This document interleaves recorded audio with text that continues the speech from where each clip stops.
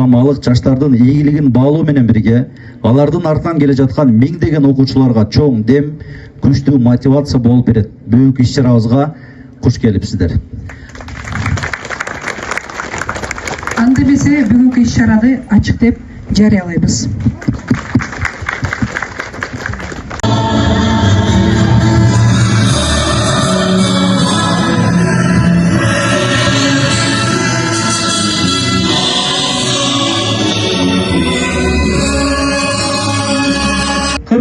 бүтүрүүчү турат. Ушундай уул кыздарыбыз келечекте мыкты сыймыктуу адамдардын катарын толуктайт деп терең ишенем.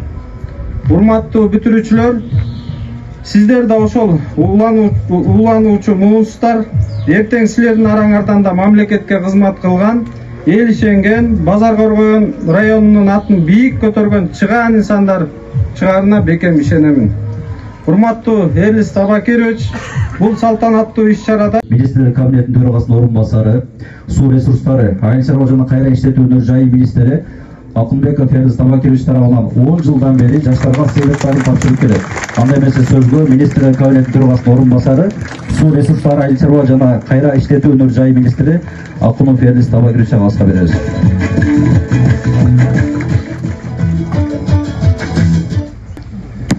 Саламатсыңарбы, урматтуу бүгүнкү жыйындын катышуучулары, урматтуу Базар Коргоон туугандар, алтын эжеке агайларыбыз, баарыңыздар ушул жерде көрүп турган кубанычтамын. Чынында бүгүнкү күн мындай символикалык күн, себеби 7 жыл болуптур мына окуучуларды колдоп келгенибизге. Bundan ушул 6 жыл мурун баштаганда бир жакшы өрнөк болсун, ушул ар бирибиз төрөлгөн районубузга пайдабыз тийсе экен, айылыбызга пайда тийсе экен деп айылдан баштадык элек. Айылга 2020-жылы экен, 2019-жылы суу чыгарып бердим эле. Андан кийин 4-5 жерден скважиналар чыгып, жол, мост бирдикелерди салып, анан ошондо бир өзүмө бир аналитика кылдым эле, акыл жүргүзүп. Канткенде мен кылып аткан иштер мындай маанилүү болот деп.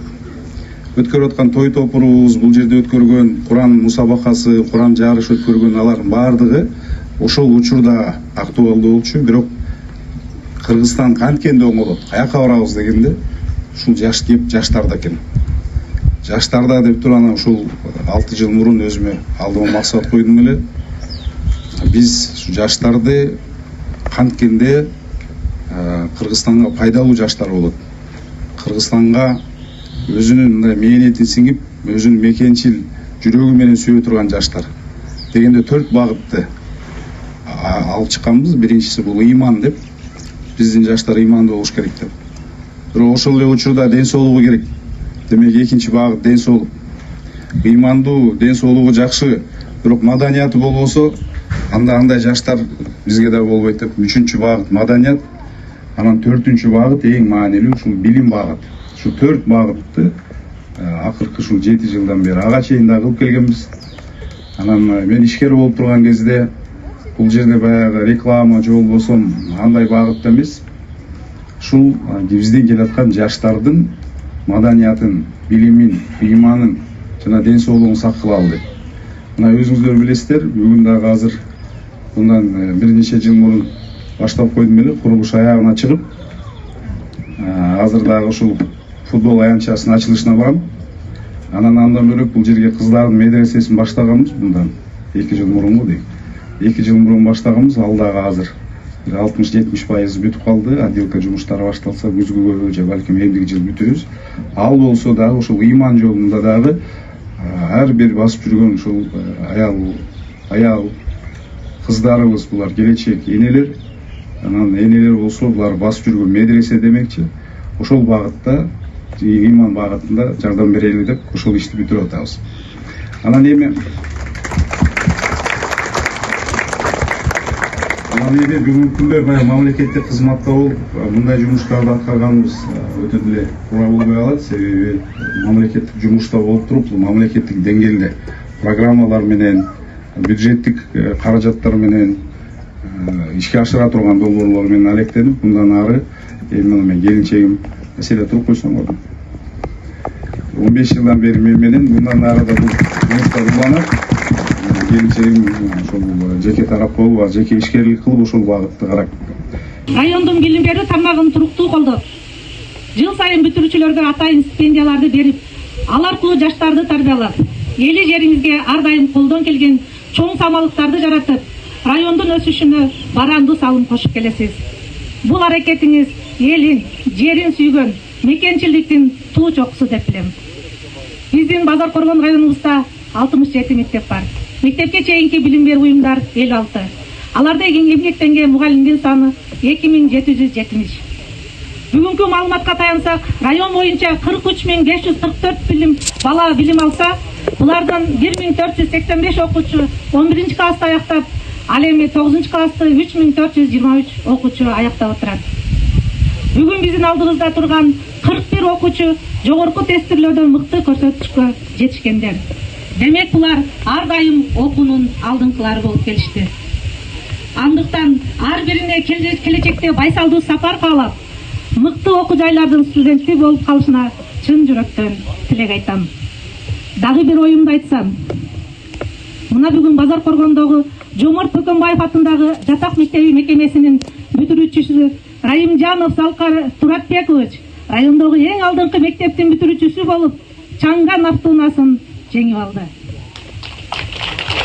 Бул кандай бакыт? Мен өмүр бою билим берүү тармагында иштеп, мындай бактылуулукту биринчи көрүп турам. Элис Абакирович, ушундай окуучуларга дем жараткан кудуретиңизге чексиз рахмат. Сиздин ата-энеңизге да ыраазычылык билдирем.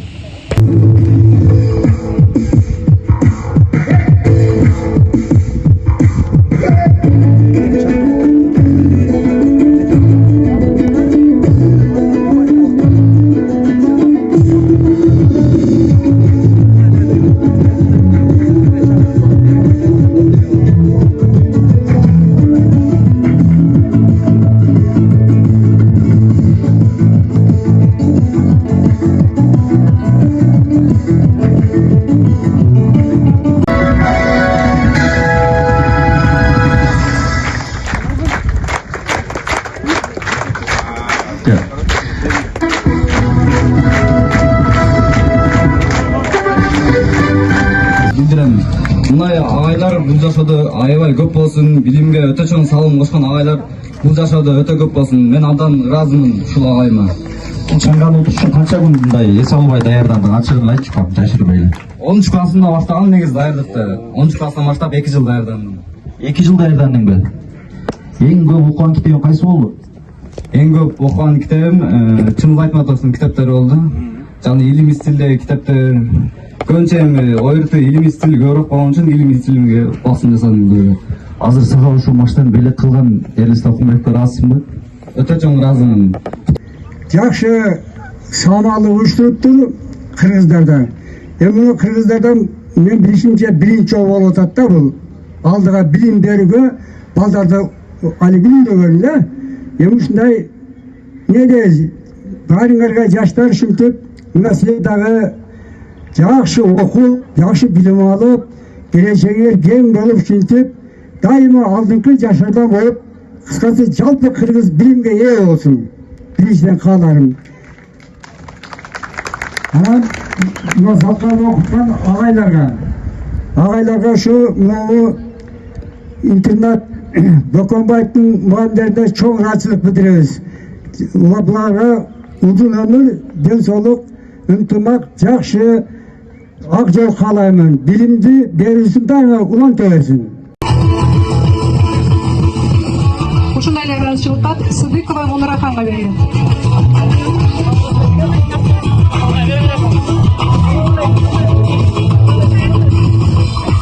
Ушундай эле ыраазычылыктар Бакиева Назгул эжекеге берилет.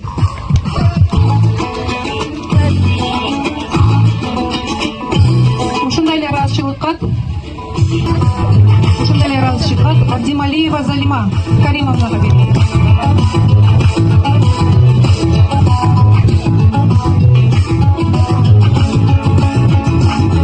Ушундай эле ыраазычылыктар Мамадалиева Гульбайра Орозовнага.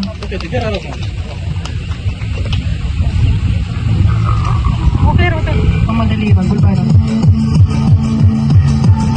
Ушундай эле ыраазычылыктар Алиева.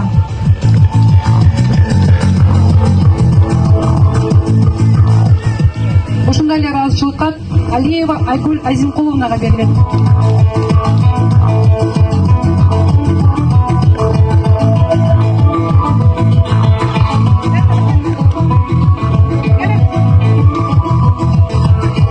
Ушундай эле ыраазычылыкка Исакова Акбалы Тойчуевнага берилет. Ушундай эле ыраазычылыкка Гердалиева Анара Ахматалиевнага берилет.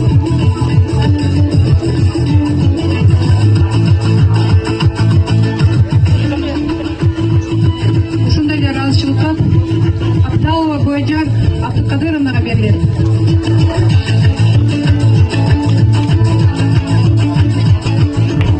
Ушундай эле ыраазычылыкка Давлятова Дина Умурбековнага берилет.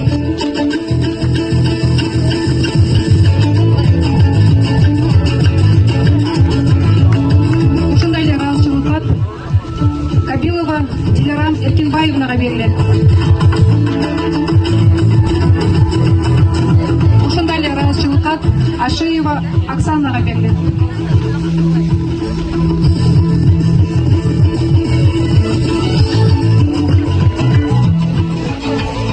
Ушундай эле ыраазычылыкка Абджапарова Гүлжамал эжекеге берилет.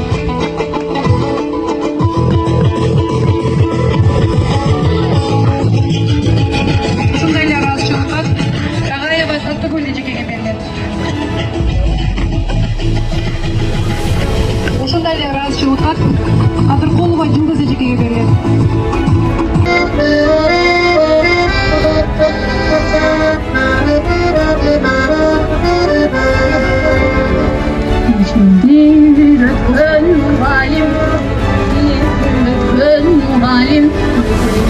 Özgöçü süydürüp bir жерди türlütkön muğalim.